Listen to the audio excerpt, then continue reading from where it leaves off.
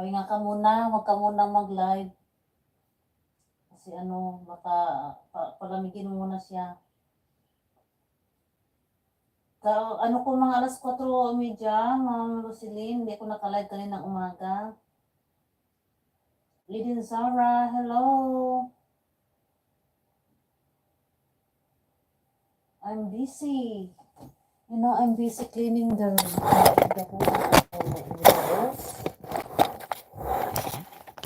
This is what I am doing. It's so dusty.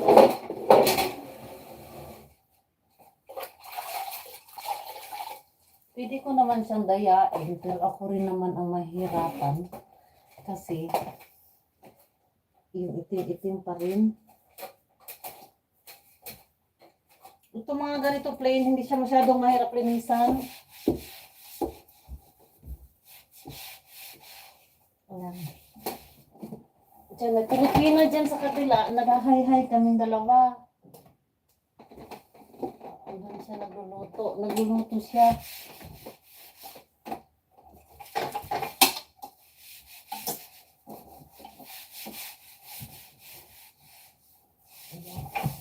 Ito hindi masyadong marumi kasi yung aircon talikod. Ang hangin kasi pag ganun, kaya yung usok yung ng aircon pupunta dun sa hindi siya masyadong madumi. Bukas tanggalin ko na to, ipatuloy ko na yung ko, pagod na ako, mapayo na ako. Ay, hindi ko kaya na.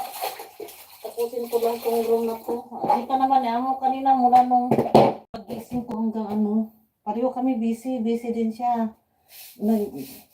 Hindi pa nakapack up, nag-meeting, tapos nagtatransfer siya ng pira sa account ko sa China Bank. Hindi kasi binilagyan niya ba naman yan ng complete surname ko. Akala ko alam na niya kasi siya dati siya naman ang ginagawa nila, nagtatransfer. Hindi daw naisar na siya kasi hindi daw pumasok. Sabi ko, B, ilagay mo lang yung B. Ba't daw hindi ko sinabi na abbreviation lang? Akala ko kailangan pa bang i-memorize? Siyang nakakaalam lagi nagtatransfer ng mga transaction nila. Yun, binigay niya sahod ko. At yung request ko, yun na. Salamat ni Miloy. Ayan, maliit lang. Pag nahulog ako, nasa baba lang. Ayun, mapilayan lang. Mapilayan. Ito, naglilinis ako ng wall. Kasi malikabok. Para mawala yung itim-itim at saka yung molds. Pero hindi masyado yung kabila ang grabe. Ang kapal ng usok.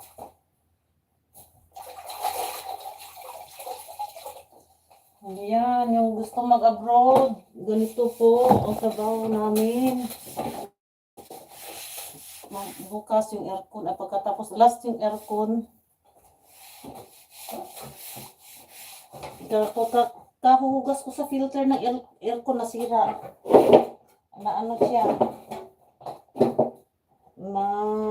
Tanggal yung ibang mga screen.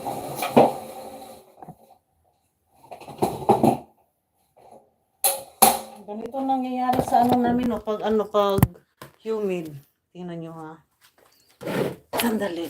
Ayun. Ayan. Ay, yun? Ay, bumaliktad. Linagyan ko ng scotch tape kasi nagtuklap siya. Dahil yung panahon is basa. Ganito, nagtutuklap, mabasa-basa yung Ang ginagawa ni amo ko minsan, kukuha siya ng tissue. Ginaganon niya dito, hindi yung daliri na, ginaganon niya, ganyan. Nagaganyan siya, ganyan. Ako naman, ayoko maunahan. Kasi parang nakaka-insulto pag naunahan ba. Hindi kasi ganun yung amo ko dati kong amo. Wala silang pakialam. Pero itong kulasa ko, sobra. Hello guys, pakitusok si John Paul, yung nakapin. May premiere siya.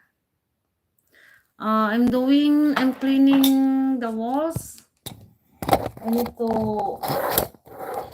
Tingnan niyo po yung pansa ko, nasunog din.